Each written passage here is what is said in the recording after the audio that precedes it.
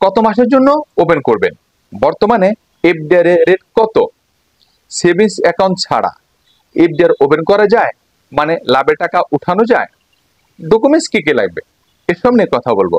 Dear viewers, আসসালামু আলাইকুম। আশা করি সবাই ভালো আছেন। মাটির ব্যাংক চ্যানেলের পক্ষ থেকে সবাইকে স্বাগতম। বলছিলাম এফডিআর মানে ফিক্সড ডিপোজিট রিসিপ্ট। যারা অত্যন্ত প্ল্যানিং সমৃদ্ধ, মানে ফিউচারে প্ল্যান আছে এবং বর্তমানে আপনার যে টাকা আছে কোথাও রিস্ক নিতে চাচ্ছেন না, মানে কোথাও ঝুঁকি নিতে চাচ্ছেন না, টাকাটা কোথায় রাখবেন, কি করবেন, আপনি নিশ্চিন্তে যে কোনো শিডিউল ব্যাংকে খুলে ফেলুন এফডিআর, মানে একটা এফডিআর অ্যাকাউন্ট ওপেন করুন। এফডিআর এখন রেট কত আপনারা জানেন? বাংলাদেশ ব্যাংক ডিপোজিট রেট মার্কেটের উপর ছেড়ে দিয়েছে। কোনো ব্যাংক 10%, কোনো ব্যাংক 11%, কোনো ব্যাংক 12%, কোথাও তার সাথে বেশি হতে পারে। আপনি খোঁজ নিয়ে জানবেন যে সমস্ত ব্যাংকে এফডিআর রেট ভালো, আপনার টাকাটা ঝুঁকিহীন থাকবে, সেই ব্যাংকে খুলে ফেলুন এফডিআর। এফডিআর যে টাকাটা পাবেন আপনি প্রতি মাসের জন্য করতে পারেন।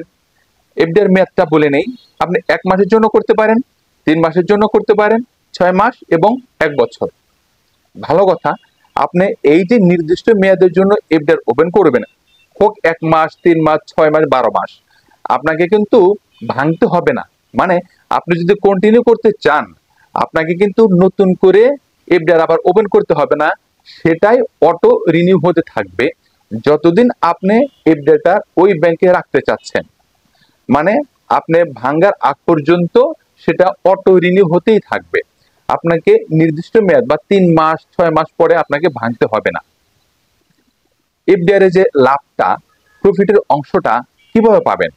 সেভিংস অ্যাকাউন্ট খুলতে হবে, সেটা বাধ্যতামূলক না। কোনো ব্যাংক হয়তো সেভিংস অ্যাকাউন্ট খুলতে পারে, কিন্তু সেভিংস অ্যাকাউন্ট ছাড়াও এফডিআর ওপেন করা যায়। যেভাবে আপনি প্রফিটের টাকাটা আপনি পে অর্ডার করে বা ক্যাশ করে যে কোনো ভাবে নিতে পারবেন। মানে সেভিংস অ্যাকাউন্ট না থাকলেও এফডিআর এর ইন্টারেস্টটা উঠাতে পারবেন, এফডিআর ওপেন করা যায়। বর্তমানে এফডিআর অ্যাকাউন্ট করতে কি কি লাগবে? ডকুমেন্টস লাগবে আপনার এনআইডি কার্ড বা পাসপোর্ট। পাসপোর্টে কিন্তু ভ্যালিডিটি থাকতে হবে। আপনার রিসেন্ট পাসপোর্ট সাইজের 1 কপি ছবি, একজন নমিনি লাগবে, নমিনি রিসেন্ট পাসপোর্ট সাইজের 1 কপি ছবি এবং এনআইডি কার্ড বা তার পাসপোর্ট।